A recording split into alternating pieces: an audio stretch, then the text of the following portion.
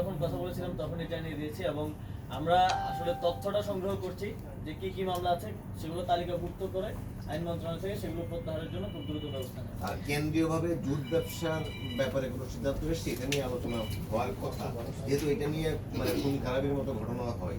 Jute ব্যবসা কেন্দ্রিক jute ব্যবসা নিয়ে একটা স্থায়ী সমাধানের দিকে আমাদেরকে যেতে হবে, এটার কোনো বিকল্প নেই। বিগত সময়ে যেটা হয়েছে যে রাজনৈতিক সরকারের একটা সমস্যা হচ্ছে তাদের তো আসলে তাদের লোকজনই বেশিরভাগ সময় এই ব্যবসাগুলো করে থাকতেন। বিগত সময়ে আওয়ামী লীগের, শ্রমিক লীগের লোকজন এই ব্যবসাগুলো নিয়ন্ত্রণ করতেন, যে কারণে একটা স্থায়ী সমাধানের দিকে যাওয়ার যে সদিচ্ছা সেটা তাদের মধ্যে ছিল না।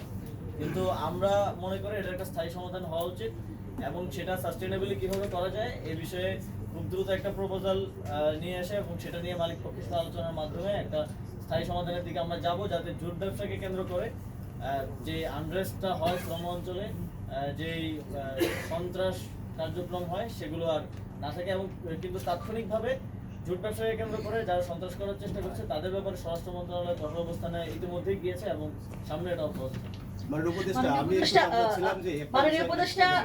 আমি আগে হাত তুলে রেখেছিলাম দুটো প্রশ্ন। একটা হচ্ছে যে আমার কলিগ ইয়াসমিন যেটা বলছিলেন যে দ্রুততম সময়ের একটি ব্যাপার, যদিও সচিব সাহেব বললেন যে এটার কোনো ডেফিনিশন নাই।